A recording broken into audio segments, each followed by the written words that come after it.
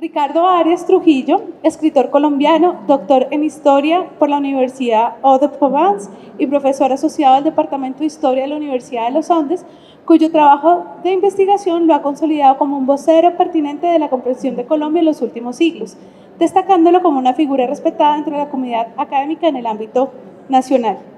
Autor de títulos como Historia de Colombia Contemporánea, 1920-2010 y Colombia en la cancha, textos que invitan a cuestionar relatos establecidos y reconocerlos como fenómenos que articulan procesos políticos, sociales y culturales en clave de largo plazo.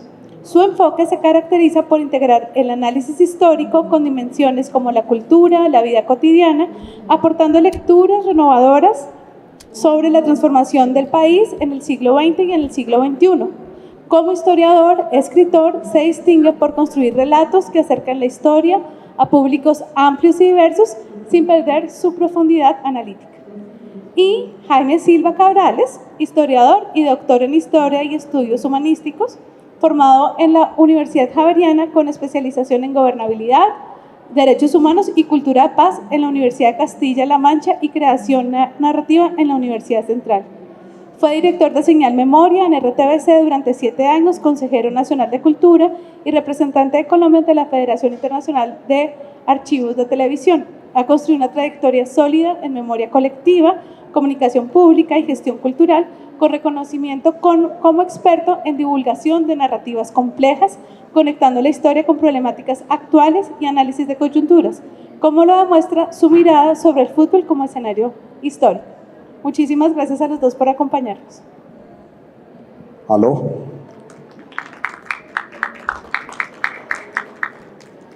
Muy buenas tardes y bienvenidos a esta presentación de este maravilloso libro. Quienes aún no lo tengan, les recomiendo que lo adquieran porque de verdad es fascinante y explica mucho, que finalmente creo que es el objetivo primordial de la historia, lo que estamos viviendo y lo que ha vivido Colombia y todo el desarrollo del deporte en la segunda mitad del siglo XX. Tengo el gusto y el honor de presentar su libro, profesor Ricardo, me encanta, lo felicito y quisiera empezar esta charla haciéndole una pregunta, porque con excepción del libro El Dorado y de su vida académica no ha girado como un historiador del deporte. Entonces yo quisiera preguntarle cómo nace Colombia en la cancha, cuál es esa semilla que sembró en usted la inquietud, cuál fue ese documento que le dijo que quiero investigar esto para finalmente ofrecernos este libro. Bueno, vale, muchas gracias Jaime y muchas gracias también a María, la Fundación Dandara, por esta muy cordial invitación. No sé si me están escuchando bien ahí.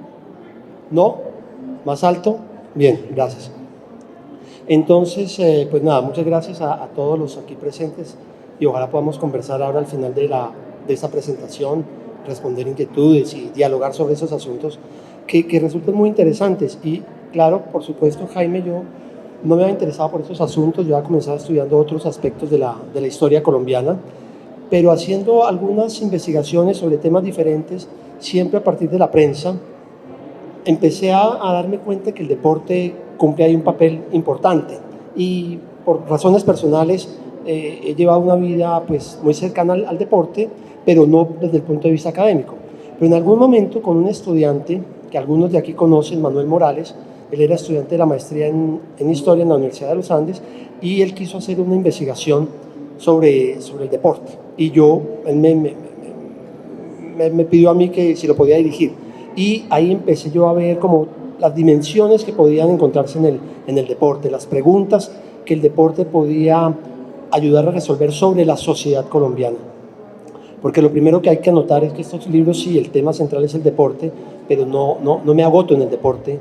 Es decir, el deporte me sirve para entender otros aspectos de la sociedad colombiana. Entonces veo que Colombia se ha transformado y que el deporte me ayuda a entender algunas de esas transformaciones. Entonces yo, cuando ya me enganché con el tema del deporte, Jaime, dije, bueno, quiero hacer algo, me centré en un momento del fútbol muy importante en el país que se conoce con el nombre del Dorado, y eso nos lleva a mediados del siglo XX. Fueron 3, 4 años en que el fútbol en Colombia, uno, se profesionalizó y dos, atrajo a jugadores de altísimo nivel de toda América Latina, ¿ya? Buena parte de la selección argentina, que en ese momento era campeona de los sudamericanos, jugaba en los equipos colombianos, como algunos brasileños. La uruguaya, que fue campeona en el 50, campeona mundial en el 50, trajo jugadores al Cúcuta Deportivo. Entonces fue una época extrañísima, porque Colombia no tenía ninguna tradición deportiva, no era buena en términos deportivos, su infraestructura era muy precaria, y de un momento a otro, del 49 al 52, sea este periodo del fútbol tan importante. Entonces me centré en ese periodo, pero entonces quise ver cómo, de dónde venía eso, cómo fue posible que se diera ese fenómeno. Entonces empecé a estudiar sus antecedentes, y sus antecedentes me llevaron medio siglo atrás y me llevaron a escribir este libro, que es Colombia en la cancha. Colombia en la cancha es la historia del deporte en Colombia en la primera mitad del siglo XX, y ahí no hablo nada del Dorado, que era lo que inicialmente quería tratar. Pues creo que vamos a tener, y espero, no, tenemos que tener tiempo para hablar del Dorado, porque además es una parte fascinante de su libro, y con él cierra además, y creo que es lo que más fresco tenemos todos nosotros, los que no somos entendidos o no nos hemos especializado en hacer historia deportiva, por las noticias y básicamente por lo que usted dijo, por la calidad de jugadores que vinieron a Colombia en ese momento de nuestra vida deportiva. Pero en relación con lo anterior, Ricardo, ¿por qué cree usted que algo que es tan normal, cotidiano, podría decir yo, en otras latitudes del planeta, en Argentina, en Inglaterra, bueno, en México, en los Estados Unidos, ni se diga, tardó tanto en llegar a Colombia, como es tomar por parte de la historia, también de otras ciencias sociales, pero principalmente de la historia, el deporte como un objeto de estudio? Bien, muy interesante pregunta. Ahí yo anotaría dos puntos. Uno, el deporte aquí se desarrolló más tardíamente, con esos casos que Jaime menciona de Argentina o de Brasil, del mismo Uruguay, ni hablar de los países europeos. En Inglaterra ya a finales del siglo XIX había estadios para 60.000, 70.000 espectadores, con un campeonato muy bien organizado. Aquí el fútbol profesional arranca en 1948. Más de una década atrás había comenzado en otros países. Entonces el deporte aquí llegó más tardíamente y se desarrolla un poco más lentamente. Esa sería una razón por el tardío interés por los estudios del deporte. Pero la otra razón tiene que ver, Jaime, yo creo que con ciertos desdenes académicos.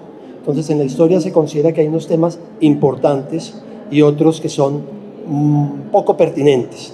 Y entonces asuntos como esos del deporte han pasado como de agache en la academia.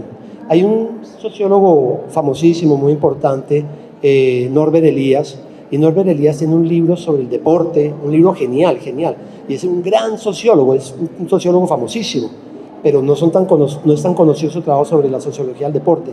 Y él, en esa introducción a ese libro, dice que cuando quiso presentarlo eso a un comité editorial y en su universidad, como que él temía que eso lo fueran a echar para atrás. Y uno encuentra así ejemplos de varias corrientes historiográficas en varios países en los que el tema del deporte siempre se abrió espacio con dificultad. Puede que hoy esté consolidado, pero en un comienzo tenía que enfrentarse a esa barrera, a ese estereotipo, ¿no? El deporte no es una cosa seria. Entonces yo creo que eso frenó o retardó su entrada. Bueno, entremos ya en la médula del libro. Hoy en día, las grandes figuras deportistas de Colombia provienen de clases de estratos socioeconómicos bajos.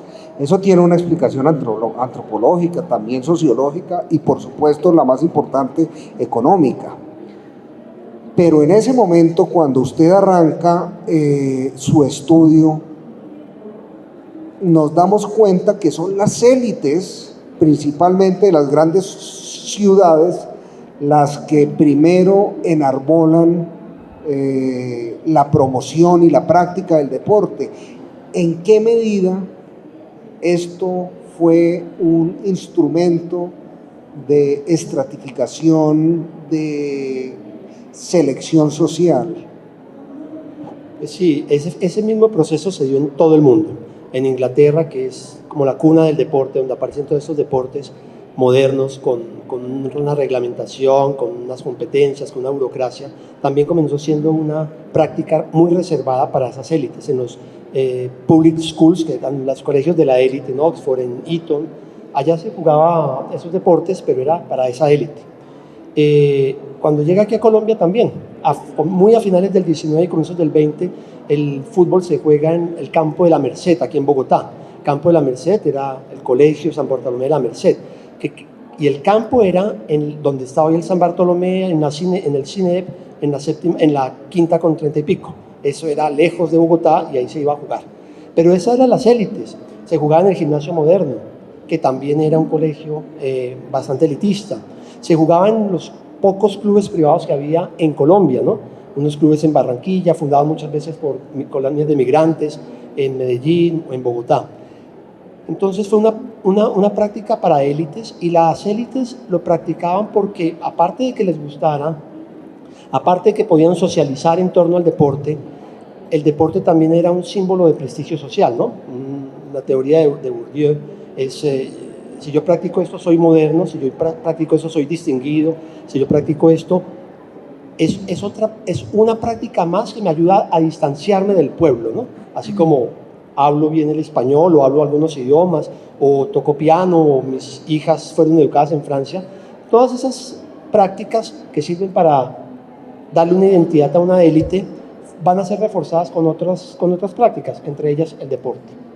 Pero poco a poco, y eso es lo que muestra el libro, el deporte se va popularizando, y al final los que juegan fútbol son personas de origen muy humilde, y que en la medida en que el deporte se profesionaliza, le da la cabida a gente de origen humilde, porque va a utilizar el deporte para una especie de trampolín social, de prestigio en la sociedad y de fuente laboral y económica.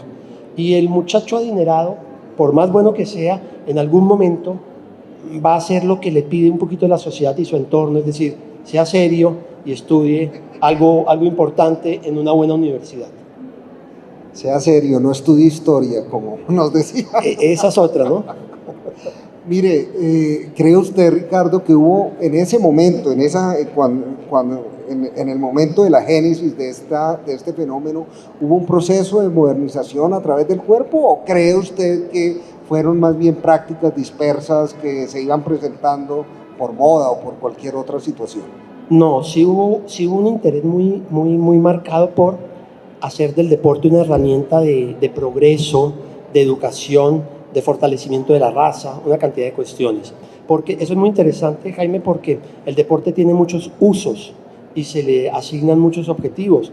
Yo practico el deporte porque es un entretenimiento, pero yo también practico el deporte porque puede ser un símbolo de distinción social. Yo practico el deporte porque es una profesión y eso es lo que me permite a mí vivir. Pero en ese momento, y eso es lo que explica también su popularización en los años 20 y 30, hay muchas voces, muchos sectores que dicen que el deporte le puede ayudar a la débil raza colombiana, ¿no? Una raza enferma, una raza de gente que vive en las chicherías, embruteciéndose a punta de chicha, y que eso pues trae problemas también espirituales, morales, intelectuales. Entonces el deporte se recomienda también como algo para la salud, pero también como algo de progreso moral de la sociedad. Y muchos discursos van en ese sentido. Discursos de periodistas, discursos de políticos, discursos de pedagogos y discursos en la prensa están omnipresentes. Menos el que no está tan presente ahí, Jaime, es el Estado. Todo este desarrollo deportivo tuvo que ver mucho más con la iniciativa privada, de colegios privados, de clubes, del periodismo, que del mismo Estado. Que no quiere decir que el Estado estuvo ausente, pero no fue el que le dio un impulso decisivo. Entonces, sí hay como una preocupación por parte de las élites por hacer del deporte un mecanismo, como al lado de la educación, como al lado de la higiene, como al lado de la buena alimentación, hacer del deporte una herramienta para tener una raza, porque esos eran los términos que se utilizaban en ese entonces, hacer del deporte un instrumento para fortalecer la raza colombiana muy débil, según ellos.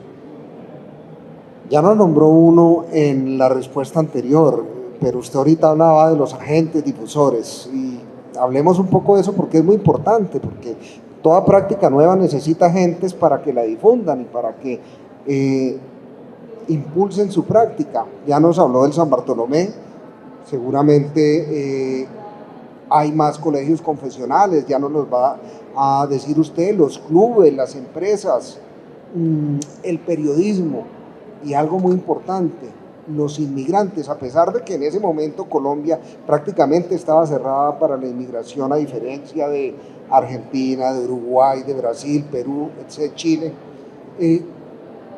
¿Qué importancia tuvieron estos agentes difusores en que la cultura deportiva se arraigara en nuestra sociedad?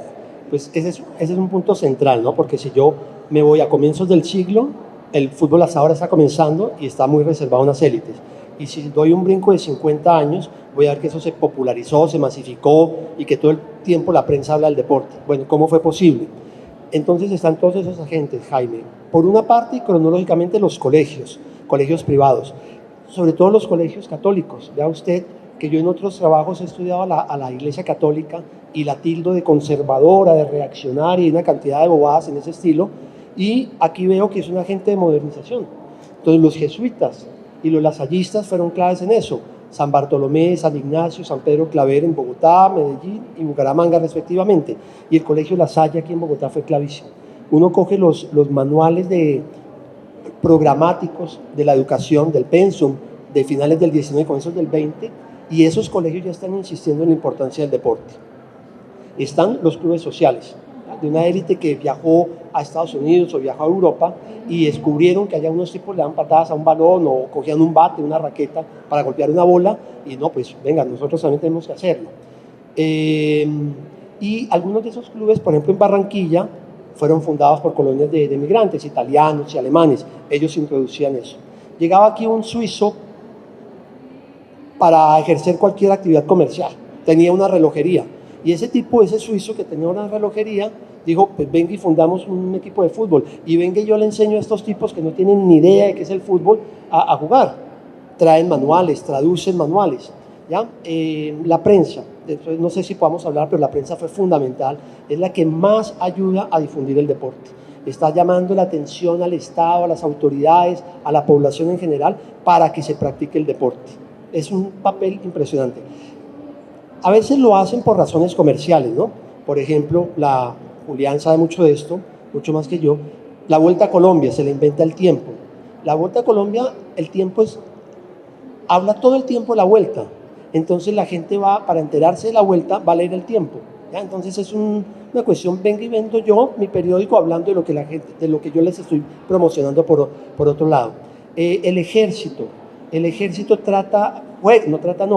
también difunde el deporte, el boxeo, ¿no? La policía, soldados, eran profesores de equipos de boxeo, de lucha, de selecciones colombianas que iban a participar en algún tipo de competencias. Están las empresas, diferentes empresas patrocinaban el deporte. El que es hoy el Atlético Nacional, ese gran equipo de fútbol, en un momento era el Atlético Municipal. Y no se llamaba, era el Atlético Nacional, el equipo de Medellín, estaba formado por solamente jugadores colombianos y dependía de una empresa textilera de Medellín. Entonces la empresa también jugó un papel importante promocionando el deporte, organizando competencias, y ahí también de pronto su trasfondo, porque no lo hacía simplemente de manera desinteresada, podía ser para tener mejores relaciones con los trabajadores y que esos trabajadores no se alborotaran mucho y que tuvieran un sentimiento de agradecimiento a una empresa que los estaba patrocinando, les daba uniformes, a veces los premiaba, cosas así. Entonces sí fueron muchos los agentes que ayudaron a promocionar el deporte. Usted menciona algo que es fundamental para que todo esto sea posible y que en últimas fue el que le dio el gran insumo para su libro, que es el periodismo, la prensa, el periodismo deportivo.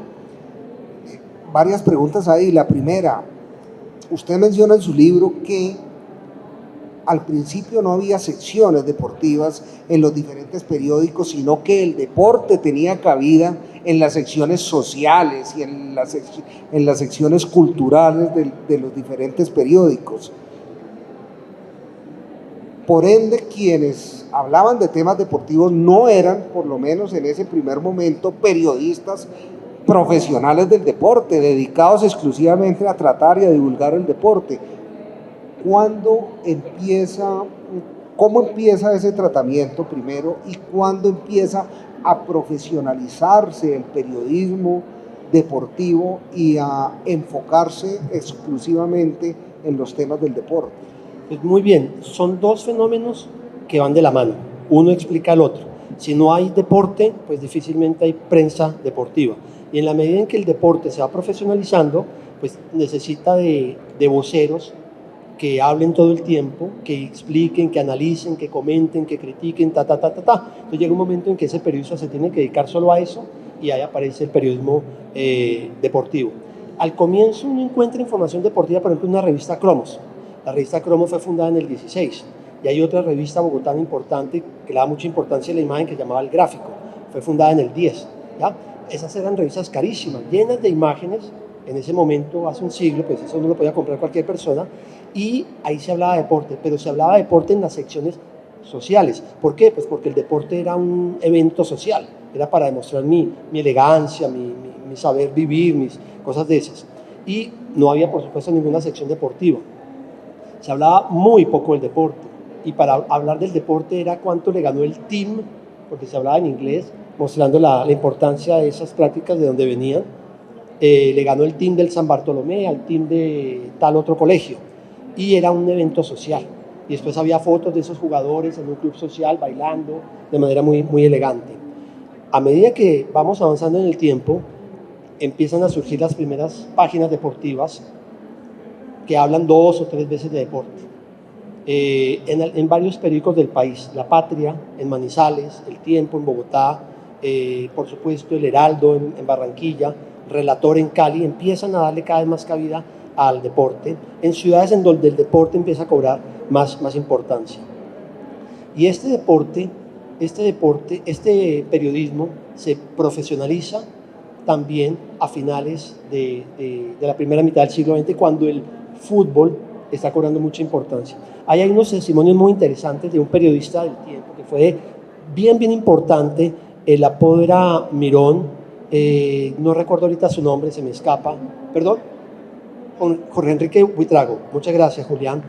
Ese tipo era impresionante lo que hablaba y lo que analizaba del fútbol, y él tiene unos comentarios geniales, Jaime, porque dice: vea, cuando yo quería hablar de deporte, él no comenzó hablando de deporte, él era periodista del tiempo que hablaba de otras cosas, y cuando se interesó por el deporte y empezó a hablar del deporte, en el tiempo le decían: no, está pendejo, no, ¿qué vamos a hablar de esa vaina? Eso no le dediqué tanto tiempo, tanto espacio. Entonces él muestra también las dificultades que tenía él como periodista de hablar de cosas del deporte. Ya cuando se dan cuenta en el tiempo que el deporte ayuda a vender el periódico, ¡pum!, le abren su espacio y lo tratan con mayor respeto. ¿Cómo incidieron esos periodistas que, como Hurtado?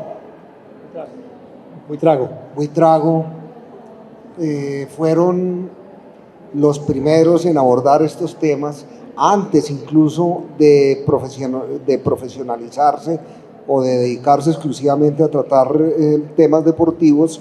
¿Cómo contribuyeron esos periodistas y el periodismo deportivo, si se puede hablar de un periodismo deportivo en esta primera mitad del siglo XX, porque usted ya nos dijo, se profesionaliza con la entrada en el 48 del fútbol profesional, que fue todo un fenómeno social? ¿Cómo contribuyó ese periodismo a construir la narrativa y la identidad nacional, inclusive por encima del mismo deporte? Pues muy bien, sí, contribuyó de múltiples maneras. Tomando el caso de Mirón, pero había muchos periodistas que seguían esa misma idea. Estos periodistas decían: vea, tenemos que construir estadios, aquí no hay estadios, es una porquería los estadios. Entonces el famoso El Campín, esto como que era un despropósito. Hablaban todo el tiempo del destartalado estadio El Campín. El Campín lo inauguraron en el 38 con unos Juegos Bolivarianos en Bogotá, y al parecer no lo acabaron de construir. Y todavía en los 40, cuando comenzó el fútbol profesional, seguían diciendo: pero esto es un horror de estadio. En Medellín el fútbol lo jugaban en un hipódromo, ¿ya? Porque no había cancha de fútbol. Bien, entonces esos estadios eran de calidad bastante mediocre, con algunas excepciones. Los periodistas decían: tenemos que construir estadios y buenos estadios. Los periodistas daban a conocer los reglamentos del deporte, explicaban la dificilísima tarea del árbitro, porque al pobre árbitro lo masacraban a golpes, si no los jugadores, el público. Entonces el periodista tenía que decir, no hombre, hay que respetar al árbitro, eso es una labor muy difícil y primero hay que conocer el reglamento antes de empezar a criticar a un pobre árbitro. Daban a conocer la información deportiva, hablaban de los beneficios del deporte. Cuando nos acercamos a finales del siglo XX, de la primera mitad del siglo XX, nos acercamos al periodo de la violencia y los deportistas van a insistir mucho en que el deporte nos puede apartar, alejar de la violencia, de esas insanas pasiones bipartidistas. Y al mismo tiempo el periodismo muestra luchas regionales. Entonces el periodismo de Antioquia habla de la importancia del antioqueño, del fútbol antioqueño, y ahí se destapan las luchas regionales entre Barranquilla, Medellín y el odiado centro, ¿no? Bogotá. Cuando ganó el Caldas el campeonato, dijo, ganamos a pesar de toda la trampa que hacían los de Millonarios, porque esos compraban a todos los árbitros. Entonces, la prensa también maneja sus discursos regionalistas, nacionalistas no tanto, porque no había selecciones nacionales. En el fútbol eso va a tardar mucho. Es que era un momento de mucha precariedad institucional. Usted hablaba que en el 38 estaban inaugurando lo que hoy es el Campín, es el primer Campín, que era un estadio realmente precario, y hay que decirlo, cuando ya en el mundo, en ese mismo año, se estaba jugando el tercer mundial de fútbol.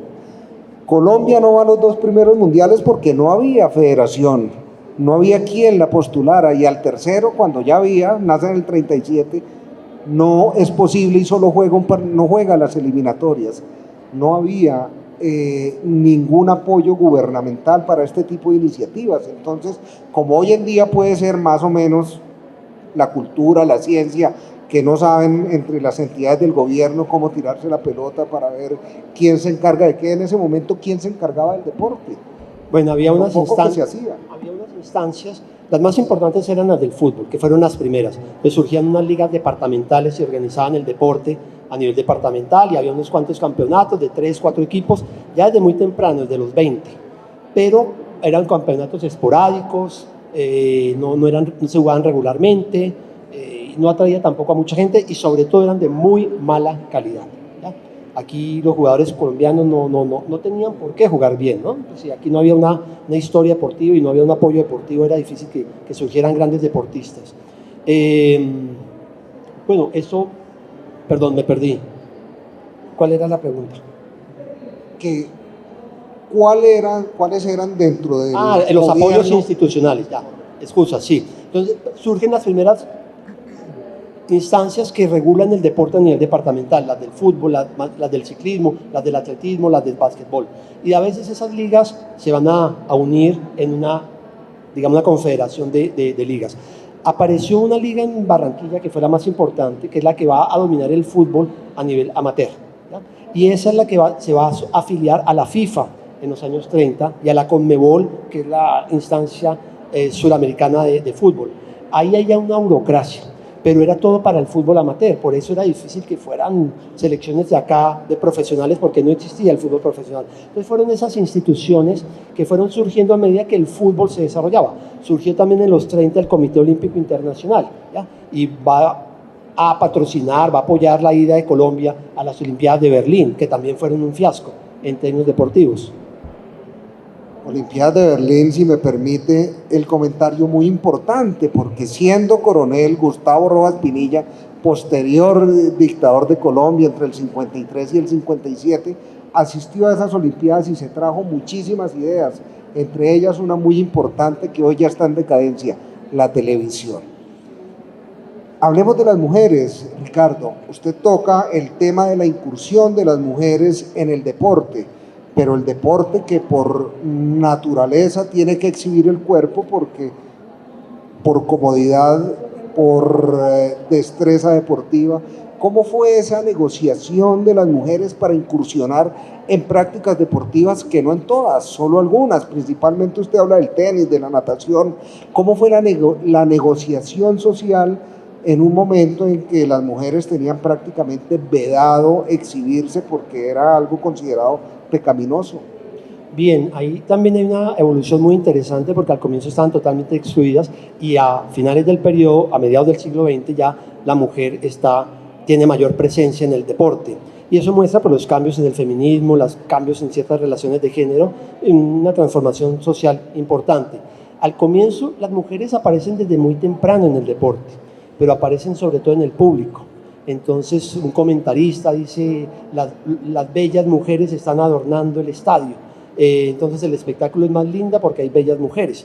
Los futbolistas van en una especie de ritual a brindarle algún saludo a las mujeres con ramilletes de rosas, cosas así. Y algunas ya empiezan a practicar el deporte, pero el deporte que practica la mujer no es para destacarse, en ningún caso es un deporte competitivo. Las fotografías las muestran a ellas con faldas, jugando tenis. Yo me imagino que tienen hasta corsé. Entonces imagínense ustedes la comodidad para una pobre mujer tratando de desplazarse, demostrar habilidades físicas con todo ese andamiaje en el cuerpo. Entonces lo hacían era para mostrar su elegancia, es decir, para seguir mostrando su feminidad. Ser bella, no se le pedía a una mujer que sudara, que se botara al piso, que se dañara las uñas, que sudara, que se despeinara, no, tenía que demostrar su naturaleza, ¿no? su esencia, es decir, linda, elegante, etcétera, etcétera. Y por supuesto, eso muestra que puede haber ciertos deportes que responden a esos objetivos. No vamos a hablar de mujeres jugando fútbol y mucho menos mujeres en el boxeo. Sería impensable, antinatural, inmoral. Entonces las vemos en deportes en que pueden mostrar sus gracias sin desnaturalizar su esencia. Y son los deportes como el tenis, son deportes como el atletismo, el básquet, ¿ya? La natación. Empiezan también a jugar golf. ¿Ya? En el periodo que yo trabajo, primera mitad del siglo XX, se realizaron 5 grandes Juegos Olímpicos Nacionales. Comenzaron en Cali en el 28, siguieron en Medellín 32, saltamos a Barranquilla 35, Manizales 36 y se cierran en Bucaramanga 41. Fueron unos eventos importantísimos porque era uno de los pocos momentos que había en Colombia para que se reunieran diferentes regiones. El país estaba muy fragmentado en términos económicos, había régimen fiscal, había impuestos para la mercancía que iba de un departamento a otro. Hay un fraccionamiento muy grande y el deporte ahí aparece como un mecanismo clave para unir a algunas regiones del país. Entonces, estos son juegos que desde el primero en Cali ya congrega a unos 500 o 600 deportistas que vienen de diferentes lugares, no voy a decir que de todo el país porque sería falso, de algunas regiones del país. La geografía deportiva es una geografía calcada en el mundo urbano y en las regiones más dinámicas del país, las más ricas. Entonces no vamos a hablar de deporte en La Guajira, deporte en regiones de la Orinoquía, la Amazonía, porque eso debía estar, desconocemos por completo qué pasaba ahí.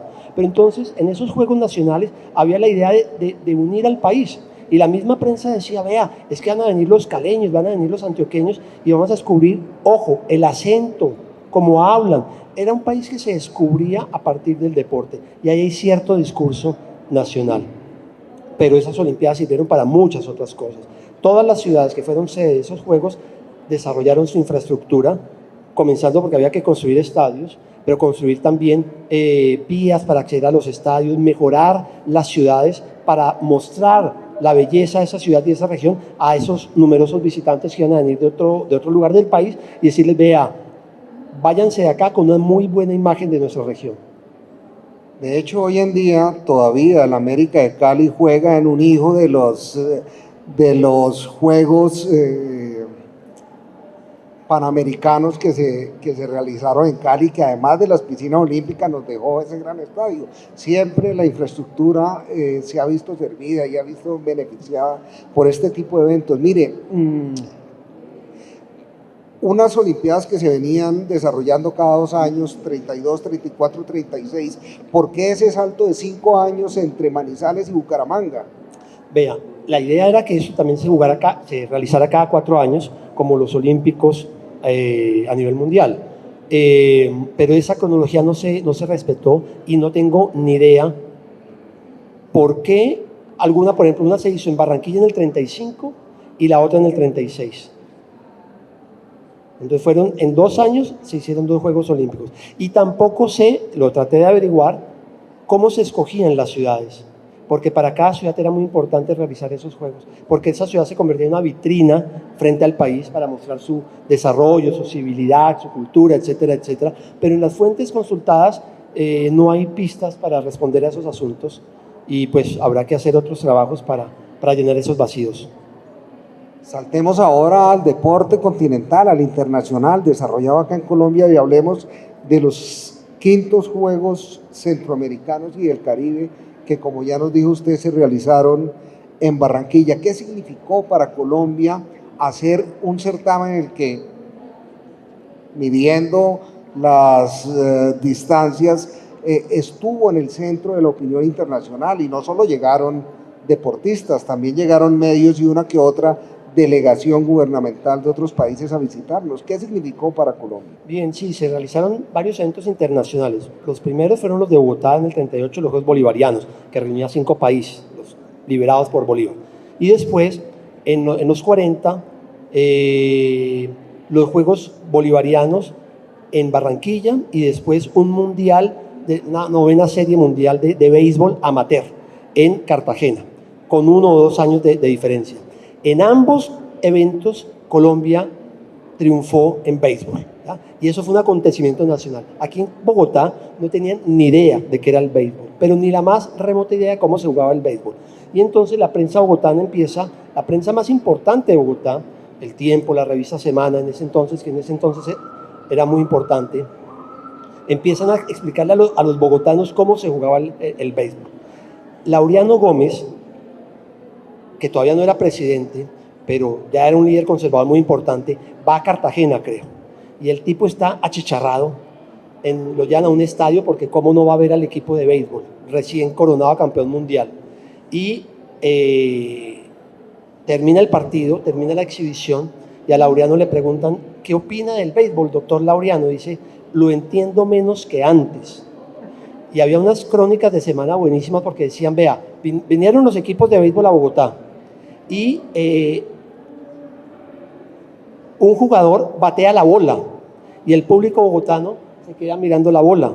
No, tenía que mirar era el jugador para ver si cogía carrera y hacía la carrera, si lo ponchaban o no. Entonces no teníamos ni idea del béisbol. Pero fue un evento clavísimo, fue un evento bien importante porque pues ya estamos entrando a la época de la violencia y es algo de lo que agarrarse y decir, vea, Colombia no es solo violencia y el deporte también triunfa. Eso es saludado como el primer gran triunfo internacional del país, el béisbol. Y por otra parte, eso dio lugar a que surgieran las primeras figuras nacionales de deporte y 2 grandes beisbolistas, Petaca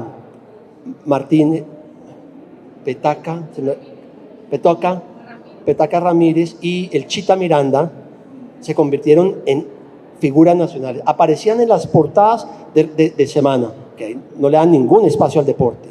Y eran las figuras políticas, intelectuales, cosas de esas, gente importante, ¿no? Pero no, aparecían 2 deportistas. Ahí se convierten en héroes nacionales. Bolivarianos, centroamericanos, serie mundial. ¿Hubo una estrategia geopolítica detrás de estos eventos internacionales? Primero. Segundo, ¿cómo o en qué medida esta apuesta deportiva o por qué sobrevivió a un fenómeno que ya en el 46 se esbozaba, que revienta en el 48 con el 9 de abril y que se extiende en lo que desafortunadamente hoy llamamos con la violencia, con B mayúscula para distinguirla de otros modos de violencia? Esas dos, la geopolítica y la violencia, ¿cómo hacen estos grandes eventos para sobrevivir a la una y en qué medida son hijos de la otra? Bueno, muy bien.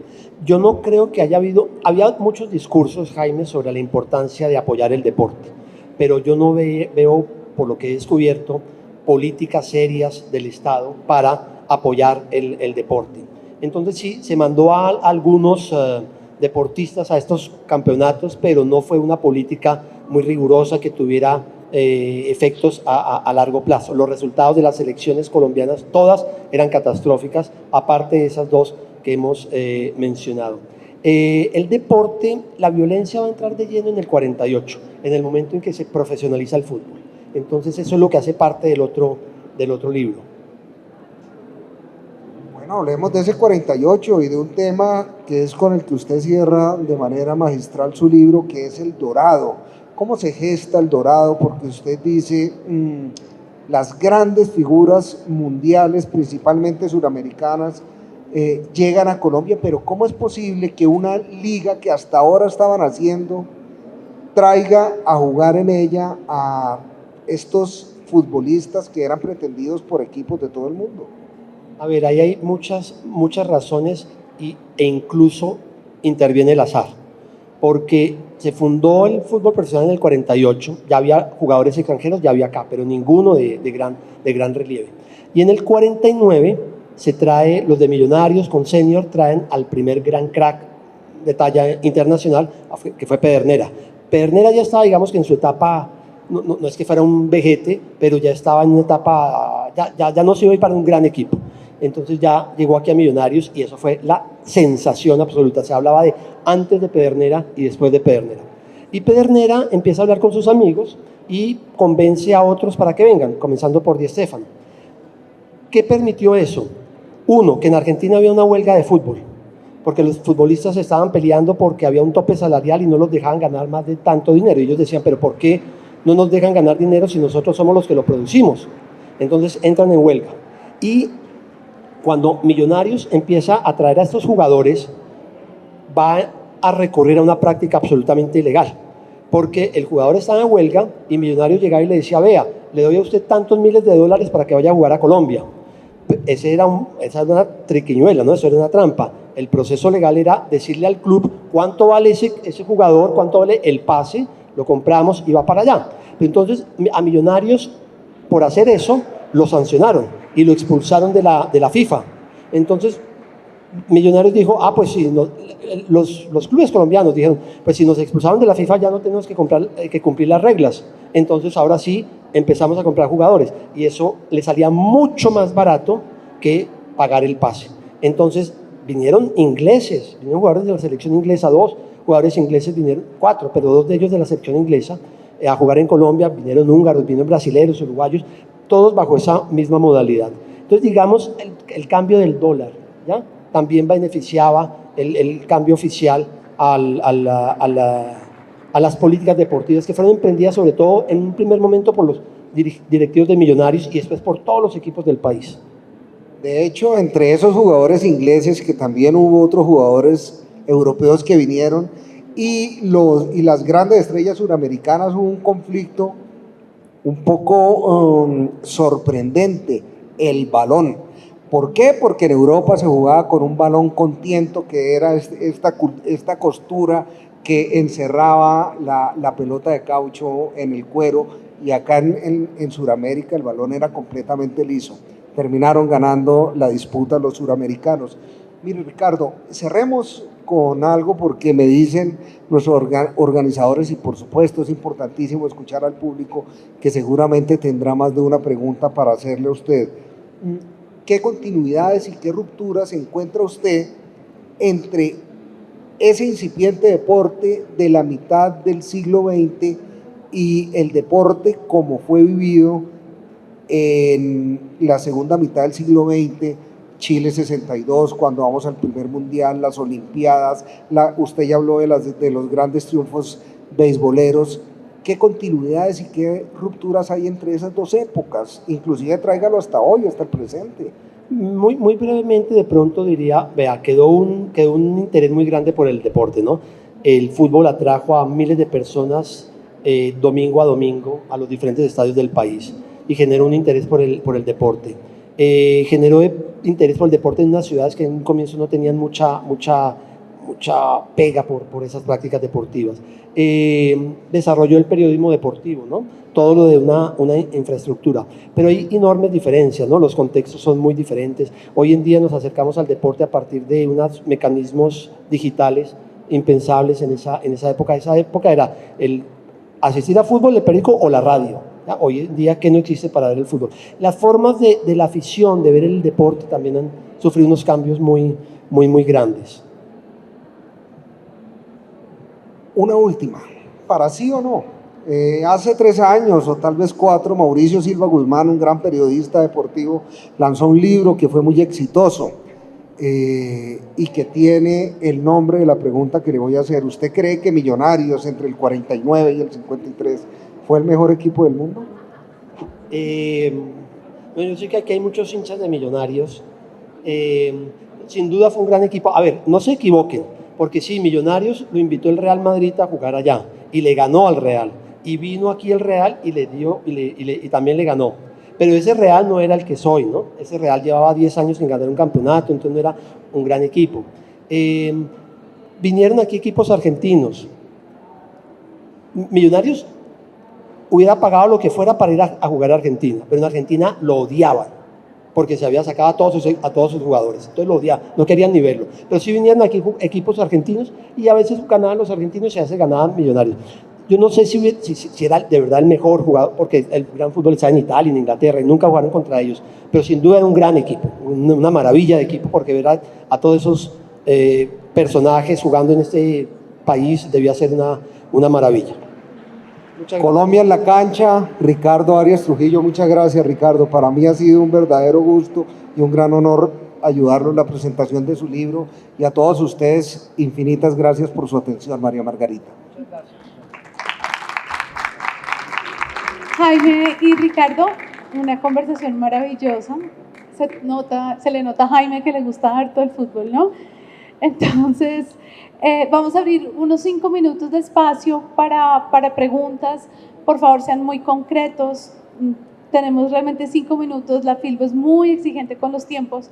Entonces, vengan y hagan su pregunta concreta para poder tener espacio con Ricardo para responder. Creo que tú querías hacer una, ¿no? ¿Te puedes acercar? No, pues muy concreta la pregunta, profe, si nos puede ahondar un poco el panorama. Su libro igual empieza también diciendo que pues, muchos de los estudios han sido sobre el fútbol, y eso es un gran logro del libro, que se aleja desde esa perspectiva. ¿Cuál era el panorama de otros deportes? ¿Cuáles eran los otros más populares en orden? Gracias. Bien, se hablaba mucho de deportes, se hablaba mucho de tenis también, Julián, y había buenos tenistas. Se hablaba de algo de atletismo, pero entonces con tristeza se decía, no, pero es que a esas pruebas atléticas van los jurados y los familiares. Entonces tenía muy poco seguimiento por parte de la afición. El básquet atraía algo de gente. Y hay una geografía deportiva. En la costa atlántica, el béisbol, que no pegó en el interior del país. Pero Cartagena, Barranquilla, sobre todo Cartagena, el béisbol era importantísimo. ¿Ya? Entonces, esos deportes eran seguidos con cierta frecuencia. Llama la atención que se habla de muchos deportes también, pero quizá esos son los que más retenían la atención. Y tenemos espacio para una última pregunta. Están tímidos. Bueno, Jaime, ¿tienes otra pregunta? Allá hay una pregunta de un señor. ¿Quién? Ah. Digamos que nos encontramos en el siglo XXII. ¿Usted qué libro escribiría o qué conclusión daría de cómo es esta primera mitad del siglo XXI de Colombia en la cancha? Historia, ficción. ¿Cómo sería el deporte? ¿Cómo sería el deporte dentro de un siglo? ¿Cómo serían siglos? No sé, el deporte ha cambiado muchísimo. Hay deportes que en un comienzo tuvieron gran importancia y hoy no la tienen, ¿ya? Muchas veces por razones comerciales, y deportes que antes no existían y hoy han cobrado forma, ¿no? Han surgido, ¿no? Todas esas cuestiones que surgieron en California, del surf, ¿cierto? En la nieve, en el agua, el patinaje, eso no existía antes y hoy tiene importancia. ¿Cómo cambiará el deporte? No sé, el fútbol está cambiando mucho y hay que ver si el interés que tiene por entrar en Estados Unidos no lo hace perder un poco su gracia, ¿no? Pero seguramente seguirá siendo una práctica que atrae a muchísima gente en el mundo, porque cada vez va hacia allá, ¿no? Bueno, puede cerrar. Bueno, pues muchas gracias. Me comprometo ahí, en las Olimpiadas pasadas de París se estrenaron 2 deportes que jamás habían estado en el ciclo olímpico: el skate y el freestyle en bicicleta. Y hay una colombiana paisa que se me olvida en este momento. No, esa es BMX, que fue campeona en Río y antes en Londres, pero pero bueno, seguramente en ese momento estaremos hablando de deportes que hoy en día ni siquiera existen en nuestras mentes. Muchas gracias, María, muy amables. gracias, profesor. Muchas gracias. A Bueno, ustedes. muchísimas gracias. Gracias, Ricardo. Gracias.